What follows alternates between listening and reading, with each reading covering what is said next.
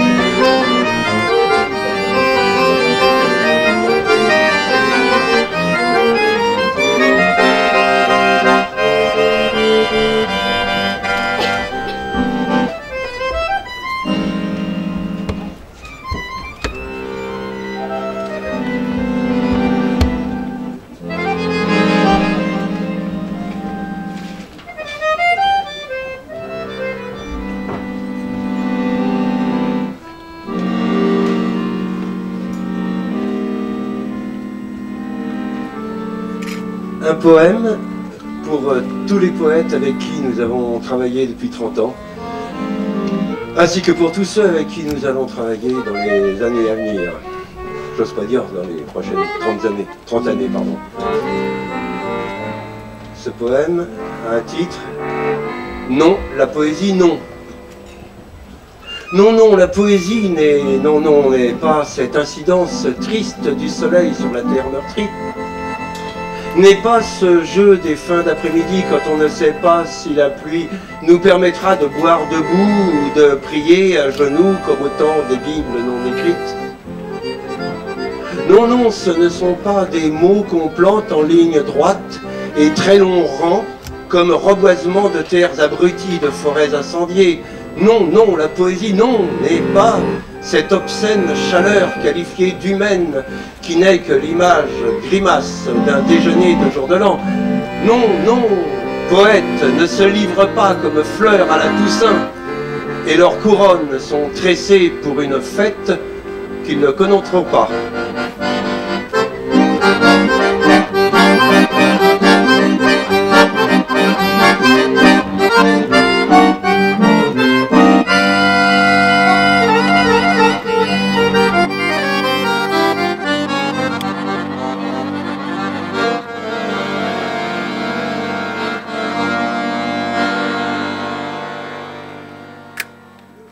Ça se termine comme du Beethoven.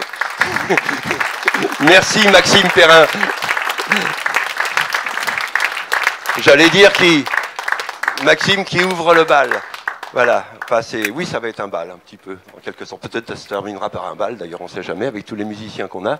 Voilà. Et puis la place qu'on aura sur scène, je suppose.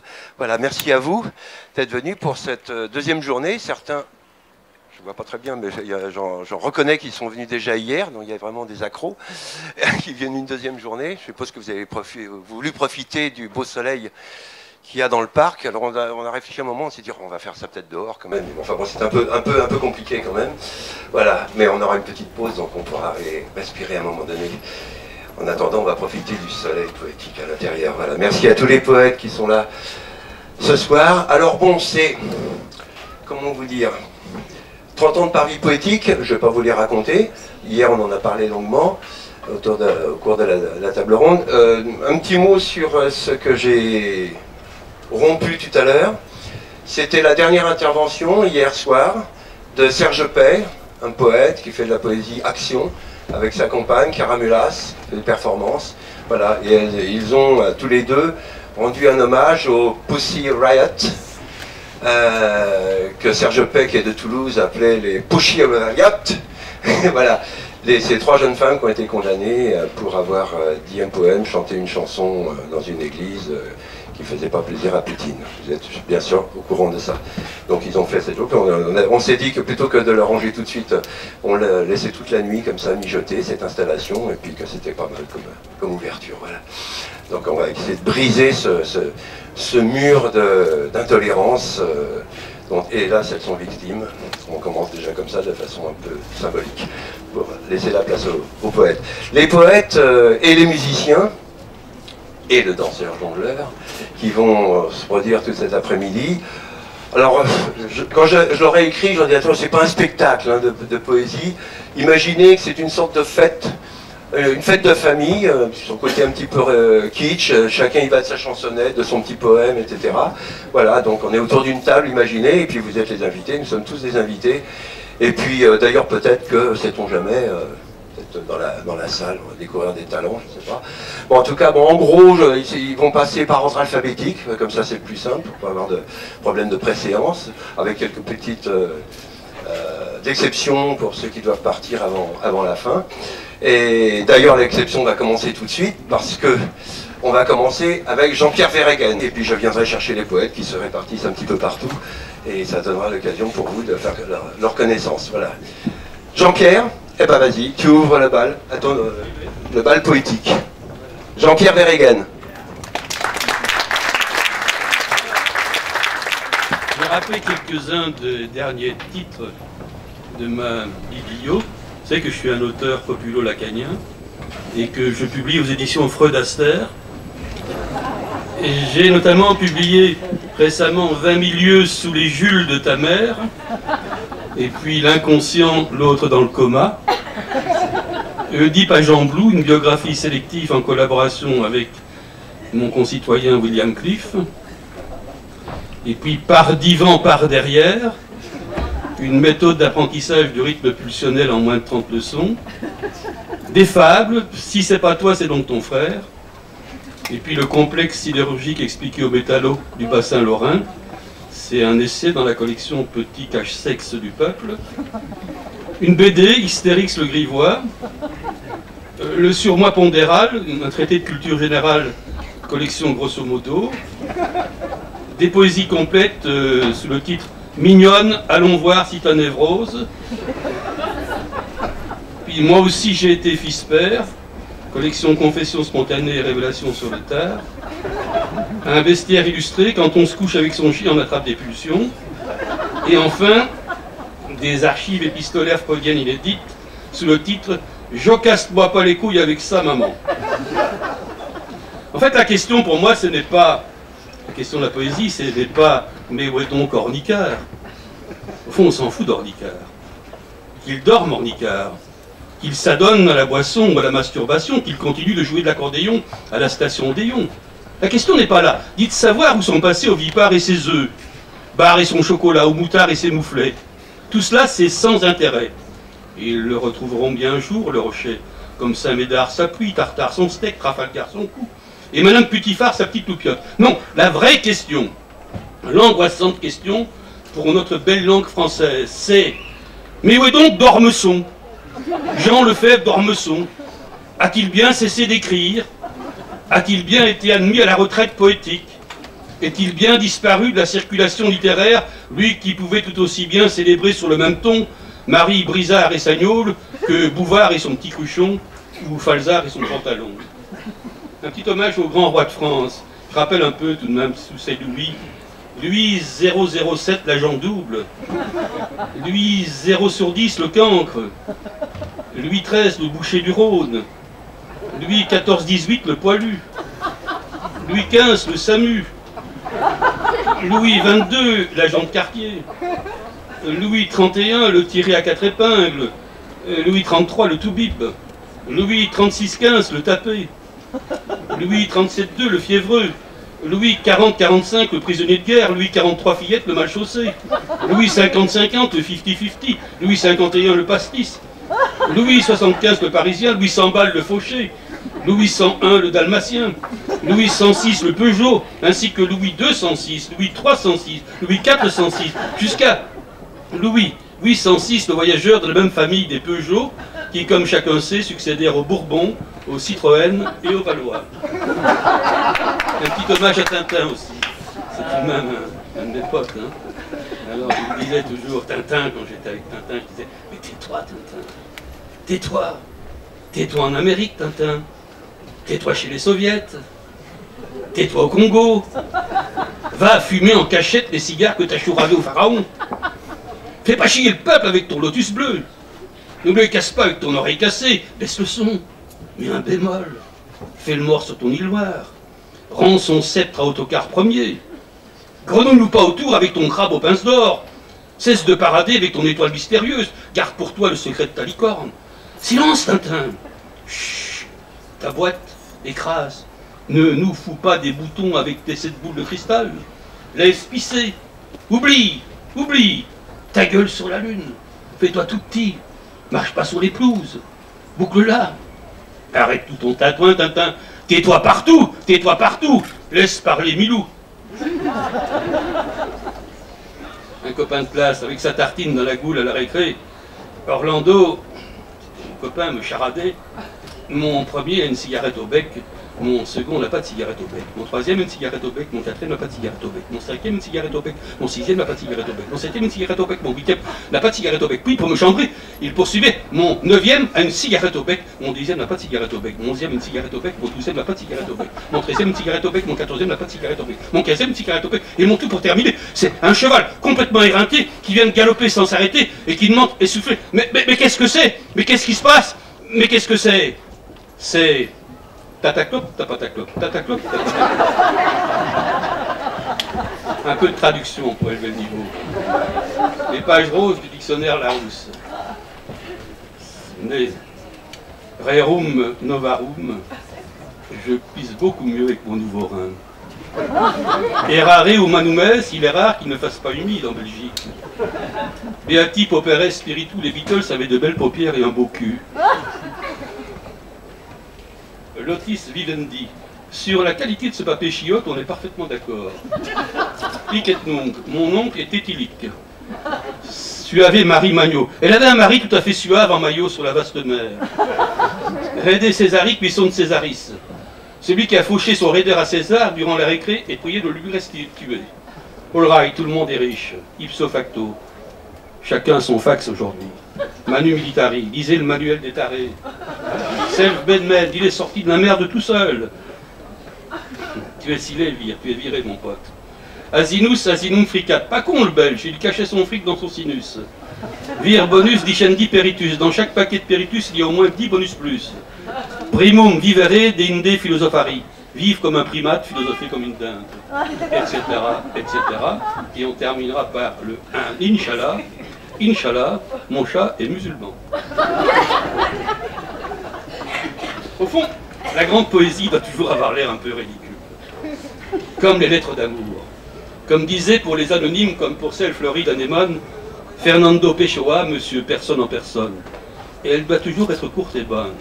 Relisez Saint John avec sur le sein droit l'air verlénien de la chanson d'automne. Eh bien quoi? Saint John fut-il une persona fort grata? Saint John berce mon cœur d'une longueur excessive et monotone, ne trouvez-vous pas? Un peu Saint John merde, quoi. C'est comme larynx, la reine. C'est comme larynx des pommes. Comme la Serbe et les Croates. Comme la Croatie et les Serbo-machins. Le Scythe et Chibi, sa chimène, sa sœur. Comme le chat, l'achat et sa fonte à tempérament. La tiraille, la titraille entrant dans la garaga. La Spirit of St. Louis et la Zimbum Tralala. Voilà, c'est comme ça. C'est comme K. Sans Cédille, comme dans Carmen de Cédille. Qu'il faut écrire pour ne jamais entrer à l'académie. C'est comme la prostate à M. Jourdain. Ça arrive, c'est humain, mais c'est un peu humide et ça fatigue à la fin. A toujours cet irrépressible besoin. C'est comme le psoriasis chez certains écrivains, toujours à gratter leur prose au point que ça en devient leur prose potin. Ah, on a envie de leur dire, écrivez moins, rendez-vous libre, rangez vos mains, classez vos livres, ou bien profitez de votre ménoprose carrière pour vous refaire une santé langagière. Sachez vous taire. Ou alors, écrivez-nous à petite dose, et de préférence en prose restante. Sinon, mourrez frappé d'aproplexie foudroyante. Poésie, tout cela. Poésie, aïe prémuse, comme disait Livingstone, l'explorateur des Living, à Stanley, l'explorateur des canapés, qu'il venait de croiser sur les bords du Congo, dans la région à droite du Pô et à gauche du Reno, là où on fait le Parmigiano Reggiano. C'est vous, Stanley, qu'il questionnait, ou plutôt Stanlettre, la célèbre homme de lettres, l'inoubliable auteur de La laitière et le pot de Stanley. Yes! Oh yes, ce qu'il faisait avec cet inimitable accent partiellement écrémé des Beatles dans Yesterday. Mais, excusez-moi, je dois les mettre. Permettez-moi, madame, de me retirer.